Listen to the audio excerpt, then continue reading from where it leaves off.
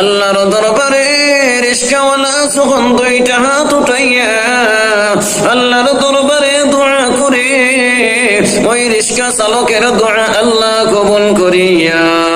রিস্কা চালক হজের করে চলে যায়, মক্কা মদিনা জিয়ারতের সুযোগ পেয়ে যায়। কত ইমাম সাহেব অল্প হাদিয়া পাওয়ার পর হজে যাবে এমন সমর্থন নাই, যখন আল্লাহর দরবারে দুইটা হাত উঠাইয়া দোয়া করে, ও মালিক জীবনে মক্কা মদিনা চৌকে দেখি নাই, শুধু ওখানে শুনেছি গো আল্লাহ,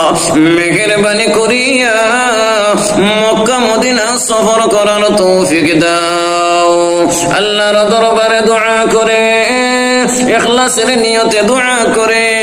ওই অসহায় ইমাম সাহেব, গরিব ইমাম সাহেব, অল্প হাদিয়া পাওয়া ইমাম সাহেব আল্লাহর দরবারে যখন দুই হাত উঠাইয়া দোয়া করে,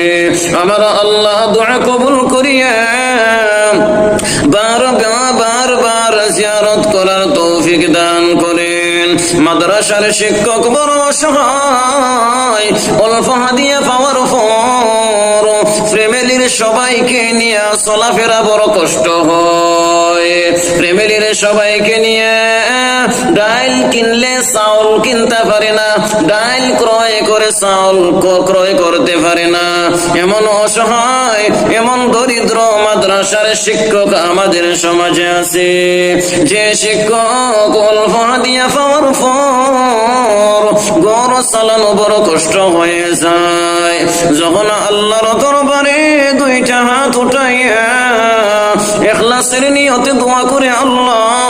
মক্কা মদিনা যাওয়ার বড় ইচ্ছা, আল্লাহ বলেন, ও বান্দা আমি আল্লাহর দরবারে তুই ইখলাসের নিয়তে চাইলি, আমি আল্লাহ তোর মনের আশা পুরা করে দিলাম। ওই রিস্কার চালক, মাদ্রাসার শিক্ষক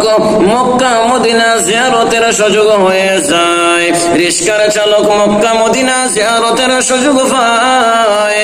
মসজিদের ইমাম সাহেব অল্প হাদিয়া পেয়ে মক্কা মদিনা জিয়ারত করবে এমন সমর্থন নাই, এমন টাকা হাতে নেই, কিন্তু আমার আল্লাহ যখন ইখলাসের সঙ্গে দোয়া করে, ইখলাসের সঙ্গে দোয়া করার পর আমার আল্লাহ ওই অসহায় ইমাম সাহেবের দোয়া কবুল করিয়া আল্লাহ মক্কা মদিনা সফর করার তৌফিক দান করে।